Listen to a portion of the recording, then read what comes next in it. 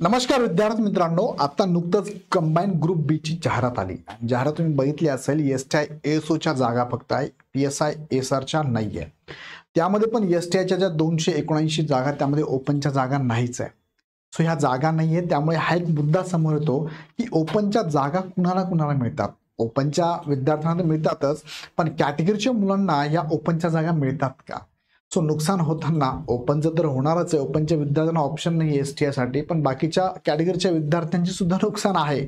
म्हणजे in that केस कमी आणि जास्त नुकसान म्हणूया आपण त्याला. पण मला मुद्दा असा म्हणायचा आहे की कॅटेगरीच्या मुलांना किंवा मुलींना किंवा उमेदवारांना ओपनच्या जागा मिळतात का? सो हा व्हिडिओ शेवटपर्यंत बघा, तुम्हाला याचं उत्तर या व्हिडिओच्या माध्यमातून मिळेल. आणि आवडला तर तुमच्या याच प्रकारच्या ग्रुपमध्ये विद्यार्थ्यांना, मित्रांना, फॅमिली ग्रुपला, रिलेटिव्हला नक्की पाठवा. आणि आवडला तर लाईक करून चॅनल सबस्क्राईब करून ठेवा, कारण तुमच्या मनातील जेवढेही प्रश्न त्या सगळ्या प्रश्नांची उत्तरं तुम्हाला याच चॅनलवरती मिळणार आहे.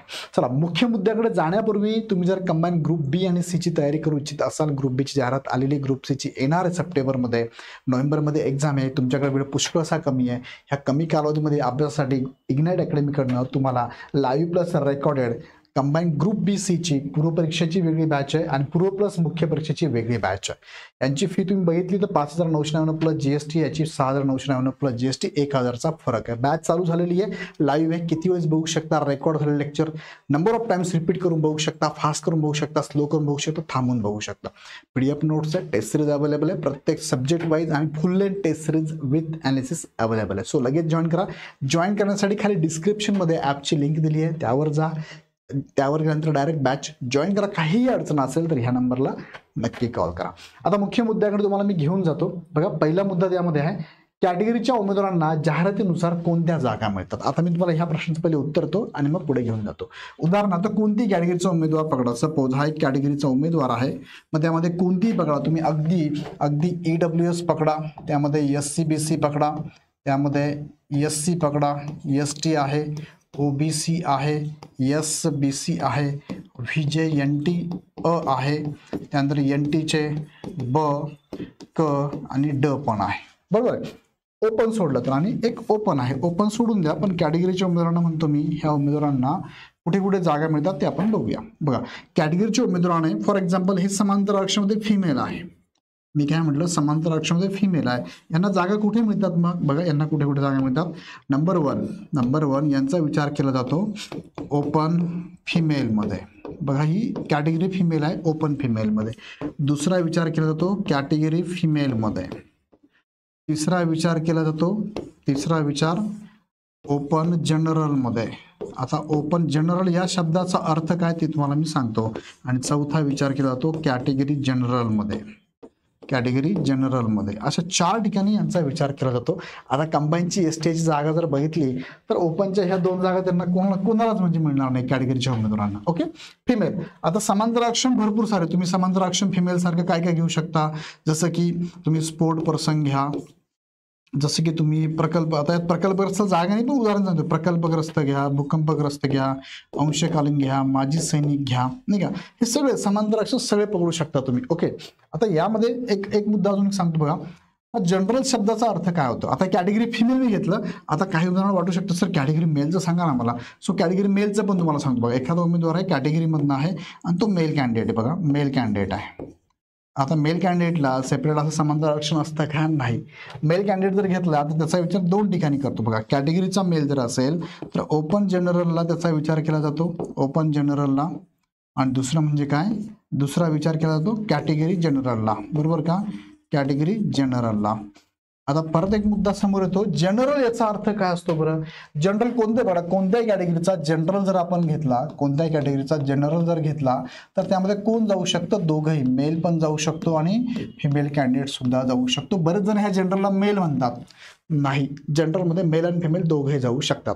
सो तुम्हाला लक्षात आलं असेल, इथे कॅटेगरीची एखादी फिमेल असेल तर पहिले तिचा विचार म्हणजे सिलेक्शन करताना पहिले विचार काय, ओपन फिमेल. दुसरा विचार कॅटेगरी फिमेल. तिसरा विचार ओपन जनरल. चौथा विचार कॅटेगरी जनरल. याच सिक्वेन्सने तिचा विचार केला जातो आणि ह्या फिलअप करत मग सगळे इकडे फिलअप केले जातात. ओके, नंतर मेल कॅन्डिडेट असेल तर ओपन, तो कॅटेगरीमधनं मेल असेल तर पहिला विचार त्याचा कुठे केला जाईल? ओपन जनरलला पहिला विचार, आणि मग कॅटेगरी जनरलला. याच्यामुळे तर ओपनचा कट ऑफ हा सगळ्यात जास्त लागतो, कारण पहिला विचार तिथेच होतो ना. सगळ्या कोणतीही कॅटेगरी असू द्या, पहिला विचार ओपनमध्येच होतो आणि मग त्यांच्या कॅटेगरीमध्ये होतो. ओके, आता फिमेल आरक्षण सारखं तुम्हाला स्पोर्ट पर्सन सांगितलं, प्रकल्प, भूकंप, अंशकालीन आणि मायसैनिक सारखे हे उमेदवार सुद्धा याचप्रमाणे त्यांचं सिलेक्शन होत असतं.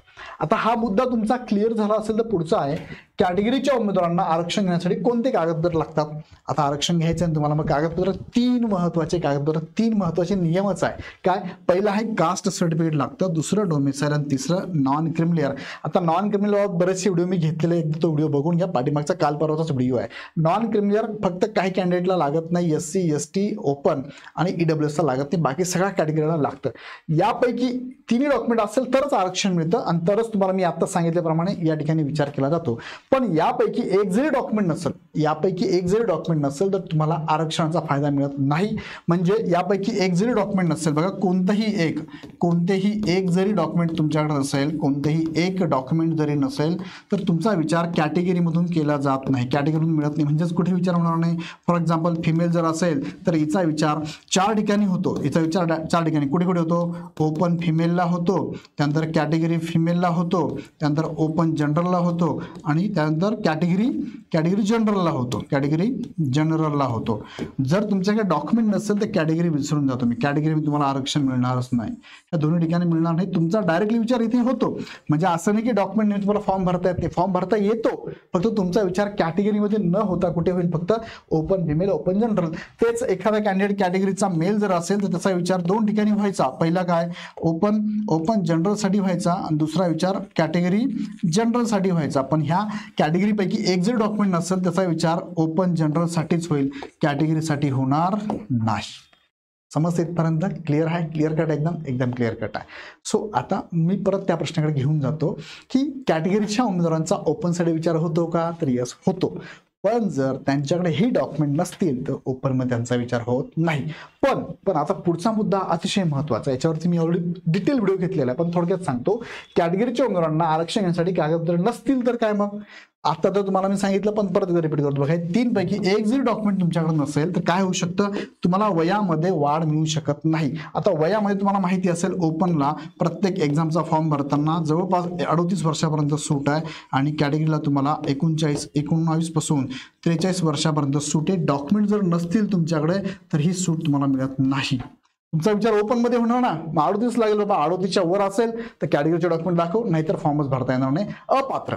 दुसरा मुद्दा काय, आरक्षणानुसार तुम्ही जर जागा बघितल्या तुम्हाला कॅटेगरीचं आरक्षण मिळणारच नाही. याचाच अर्थ काय, तुम्हाला ज्या जागा असतात ना ह्या कॅटेगरीच्या जागा मिळणार नाही आणि फी मध्ये तुम्हाला सवलत मिळणार नाही, जी की ओपनची वेगळी असते आणि कॅटेगरीची वेगळी असते.